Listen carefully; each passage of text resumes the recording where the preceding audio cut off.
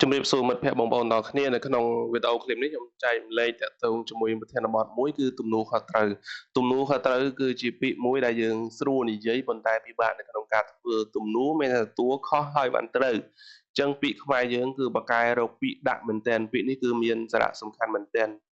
ភាពមានទំនួលខុសត្រូវគឺជាគុណតម្លៃដ៏ប្រសើរដ៏ក្រៃលែងមែនទែនសម្រាប់មនុស្សម្នាក់ៗបុគ្គលម្នាក់ៗយើងត្រូវតែមានទំនួលខុសត្រូវចំពោះខ្លួនឯងចំពោះអ្វីដែលយើងធ្វើយើងត្រូវតែមានទំនួលខុសត្រូវចំពោះខ្លួនឯងរឿងខ្លះយើងអាចស្ដីបន្ទោសមិត្តភ័ក្តិមេក្រុមការងារឬក៏មនុស្សផ្សេងទៀតពីព្រោះការស្ដីបន្ទោសរបស់អ្នកដតីនេះវាគ្រាន់តែគឺជាលេសគឺជាការដោះសារប៉ុណ្ណោះដើម្បីឲ្យយើងធូរនៅក្នុងចិត្តប៉ុន្តែទង្វើដោះសារលើអ្នកដតីมันអាចជួយអ្វីយើងឡើយព្រោះអីបញ្ហានៅខ្លួនយើងជាជាងការបន្ទោសអ្នកដតីអញ្ចឹងយើងត្រូវតែមានទំនួលខុសត្រូវលើខ្លួនឯងកុំទម្លាប់បន្ទោសអ្នកដតីមកពីនេះមកពីនោះវាជាទម្លាប់មួយមិនល្អ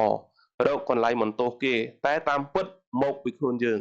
អ្វីទាំងអស់គឺមកពីខ្លួនយើងជាអ្នកចងអញ្ចឹងយើងត្រូវតែស្រ័យដោយខ្លួនឯងកាលណាដែលយើងមានទំនួលខុសត្រូវការងាររបស់យើងក៏ល្អមិត្តរួមការងាររបស់យើងក៏ល្អហើយមនុស្សជំនាញក៏ចូលចិត្តយើងដែរទាំងអស់នេះទាមទារឲ្យយើងអភិវឌ្ឍនៅផ្នត់គំនិតរបស់យើងតាមរយៈនៃការសង្កេតការរៀនការអានជាច្រើនអញ្ចឹងខ្ញុំគិតថាការទទួលខុសត្រូវចំពោះខ្លួនឯងវាគឺជាមេរៀនមួយដ៏ពិសេសមែនទែនគឺយើងត្រូវតែមានទំនួលខុសត្រូវចំពោះខ្លួនឯងចំពោះអ្នកដទៃចំពោះមនុស្សជុំវិញកុំទម្លាប់បន្ទោសនិងទម្លាក់កំហុសទៅឲ្យអ្នកដទៃឧទាហរណ៍ថាប្រសិនបើយើងជាមេយើងជាមេយើងត្រូវតែមានទំនួលខុសត្រូវចំពោះកូនចៅតាក់ទងជាមួយនឹងបែងចែកការងារការផ្ដល់អត្ថប្រយោជន៍ការផ្ដល់ជារង្វាន់នៅក្នុងការលើកទឹកចិត្តការ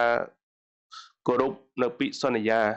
ការធ្វើអ្វីយើងត្រូវតែបែងចែកឧទាហរណ៍ទៅកូនចៅគាត់ធ្វើការដើម្បីអីទី1ដើម្បីជីវភាពគ្រួសារដើម្បីថវិកាអញ្ចឹងយើងត្រូវតែមាននៅកំណត់មួយថាទំនួលខុសត្រូវជាមេត្រូវផ្ដល់អត្ថប្រយោជន៍ត្រូវតែបើកលុយឲ្យកូនចៅជាប្រចាំអញ្ចឹងយើងគេធ្វើការគឺដើម្បីជីវភាពចុះបើសិនបើយើងពជាពេមិនបើកឲ្យគ្នាតើគ្នាទៅរំពឹងអីនេះគឺជាទំនួលខុសត្រូវរបស់មេហើយទំនួលខុសត្រូវរបស់កូន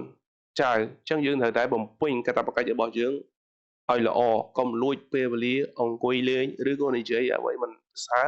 វាធ្វើឲ្យប៉ះពាល់អញ្ចឹងយើងត្រូវបំពេញកាតព្វកិច្ចទូនាទីយើងជាកូនចៅយើងត្រូវបំពេញការងារឲ្យល្អបំផុតដើម្បីឲ្យមេរីកចម្រើនកាលណាមេរីកចម្រើនយើងក៏រីកចម្រើនអញ្ចឹងទាំងអស់ហ្នឹងគឺវាជាទំនួលខុសត្រូវទំនួលត្រូវរបស់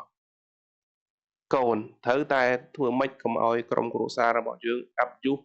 អាប់សាក់ដោយសារតែយើងទំនួលខុសត្រូវរបស់យើងគឺតើតួជាកូនល្អតើកូនល្អយើងត្រូវតែសេពគ្រឿងញៀនដែរឬទេតើកូនល្អត្រូវធ្វើអីខ្លះអញ្ចឹងយើងត្រូវដឹងអំពីកាតព្វកិច្ចទូនាទីទី1យើងត្រូវតែជៀសវាងបាបអាមិតខ្សែគប់មិត្តត្រូវតែជ្រើសរើសនេះគឺជាទំនួលខុសត្រូវរបស់កូនល្អអញ្ចឹងអ្វីទាំងអស់វាសុទ្ធតែមានទំនួលខុសត្រូវទំនួលខុសត្រូវជាពលរដ្ឋល្អពលរដ្ឋល្អត្រូវធ្វើយ៉ាងដូចម្ដេចកាតព្វកិច្ចពលរដ្ឋល្អអញ្ចឹងយើងត្រូវតែមាននៅទំនួលខុសត្រូវរបស់ខ្លួនឯងទំនួលខុសត្រូវយ៉ាងម៉េចទំនួលខុសត្រូវតាក់ទងជាមួយនឹងគ្រូតើគ្រូមានទំនួលខុសត្រូវយ៉ាងម៉េចទី1គឺរៀបចំមេរៀនបំពេញទៅតាមកាតព្វកិច្ចរបស់ខ្លួនឯងជួយតម្រង់ទិសជួយបង្ហាញផ្លូវកូនសិស្សដើម្បីជំរុញគាត់លើកទឹកចិត្តឲ្យគាត់មាននៅក្តីសង្ឃឹមផ្ដល់នៅមិនមែនត្រឹមតែបង្រៀនទេគឺជួយបញ្ញាក់អារម្មណ៍ជួយបង្ហាញផ្លូវអ្វីល្អអ្វីអាក្រក់ជាច្រើនយើងឃើញទេអញ្ចឹងសិតតែជាទំនួលខុសត្រូវទំនួលខុសត្រូវជាច្រើនឧទាហរណ៍ទំនួលខុសត្រូវរបស់ព្រះសង្ឃអញ្ចឹងព្រះសង្ឃក៏មានទំនួលខុសត្រូវរបស់ព្រះសង្ឃដែរទី1ត្រូវតែរៀនអ្វីដែលថ្មីថ្មីទី1រៀនអ្វីដែលថ្មីថ្មីដើម្បីខ្លួនឯងចេះហើយត្រូវតែចែករំលែកទៅអ្នកដទៃ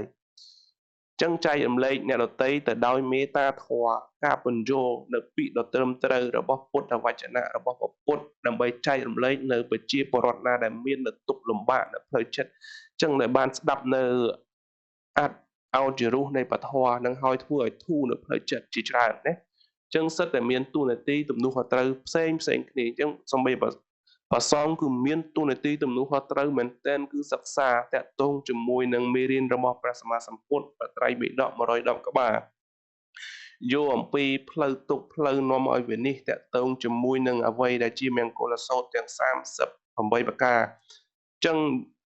រៀនលំអិតហើយយកអានឹងមកចែករំលែកអ្វីដែលជាហេតុនាំឲ្យវិនិច្ឆ័យនៅបារា12កងបញ្ចូលខ្លីៗអ្វីដែលតាក់ទងជាមួយនឹងនៅក្នុង